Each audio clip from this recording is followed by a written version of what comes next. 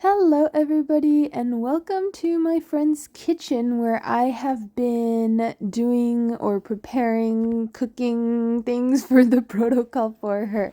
I figured I would show you all how a morning on the protocol is.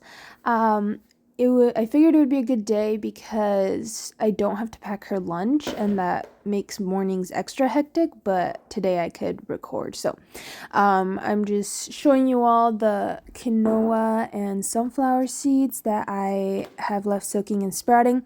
The sunflower seeds I had already left soaking, so I left them just sprouting, with the water draining for 12 hours. And so I'm just going to be rinsing them right now. And so normally what I like to do is put water in the jar again and then just, shake it all around. And when soaking these, I do use filtered water from the fridge, but for the washing and all that, I do use the faucet. And so, yeah, I don't have a big strainer, so I have to do it in like 3 parts. And so yeah, I just dump them in there. And the quinoa I barely left soaking last night. And so that one I am going to have to put back in water, but I'll show you all that in a bit.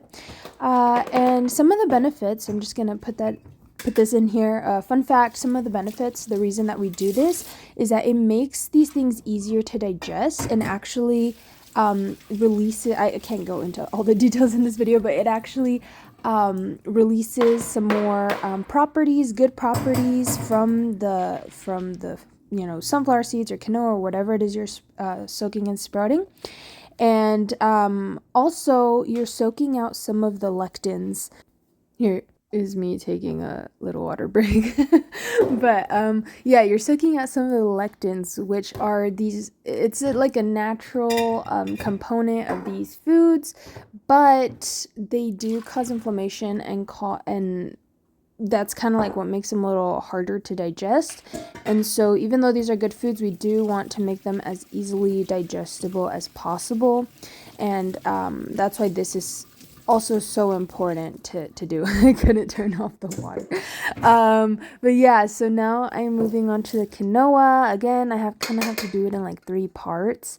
And so I put them in this bowl, but I am just temporarily, as I'm going to be putting them back into the big mason jar to leave sprouting. So I'm going to, in a bit, put the lid back on and leave it upside down, and I'm just gonna let you all see how I do that in a bit. I'm gonna use the same bowl, so I just rinsed it out and then got it ready to nice and clean. And then yeah, I'm gonna put the lid on the mason jar, and then there should be no like extra water. I rinsed them, put them back in, and then any extra water is what we're trying to get out. And you're gonna see right now how white the water is, just because again, we're trying to soak all that out. It's like when you're washing your rice that keeps coming out white, and a lot of people rinse it until it's clear. And so that's kind of essentially what we're doing. But yeah, so that's normally where I leave the things that are soaking and sprouting. And here I laid out this tray with paper towels and put out the sunflower seeds. If you have a dehydrator, it's a good idea to just put them in the dehydrator, for a few hours, let them dehydrate completely, and then just put them in a mason jar and freeze them. That's what we like to do at home. But here we don't have a dehydrator, and so I figured just to let them dry for a bit, and then I'm still gonna put them in the freezer later. But yeah, I don't really have much of a choice, so that's what I'm doing. I'm gonna put, my next step is to put water to boil. I have stuff on my hands when working with seeds and stuff all the time, so I had to clean my hands in the kettle. But anyway, yeah, so I'm putting some of the filtered water into the kettle, and I am going to be putting this to boil, until it is nice and hot. And I'm going to use this water for several things, but while that is boiling, I normally take this time to take out all the appliances I'm going to use. And now I have been preparing things last week, so I don't have to take up that many, but you can see the toaster's already out to heat up the waffles. I bring out the blender so I can make the smoothies. I'm just showing you all some of the stuff I use. So that is another like little blender, but I use that normally for like grounding the flaxseed.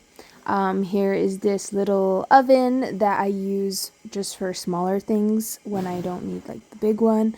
And then the juicer, I've been using this a lot. I've been making juices, and a lot of juices. And I really like making the green juices, and the person that I'm doing this for also really enjoys them, so I use it quite often. And also this food processor.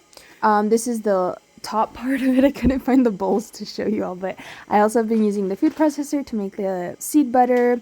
And so here are some of the things I'm using. Also just taking out Brazil nuts, the shredded coconut, the turmeric, and I was thinking about maybe making some buckwheat hot cereal, but I wasn't still sure. I also took out a garlic that I'm going to be using for something later. And yeah, I realized later that I didn't show you all how I prepare the turmeric, the aloe vera, but I'm probably going to do that in another video. So anyway, moving on. Next step is, as the water is heating up. Oh, and here's another appliance that I forgot to mention, the juicer. And this juicer is for like citrus. It's really helpful because you use a lot of lemon juice.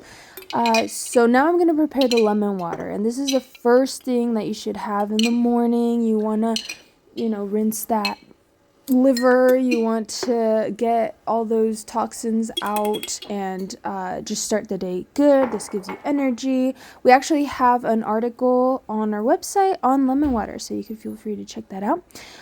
So yeah, I put 2 tablespoons of lemon in each cup. And my grandma, since she's staying here with me, she can't have as much water, so that's what the little cup is for. And so I brought out these 2 other mugs, and those are for the dandelion tea. Now ideally you don't have a lot of liquid with your meal, but this is just a little bit, and this is to detox the liver as well, for if you have fatty liver, psoriasis, eczema. That's what that's for.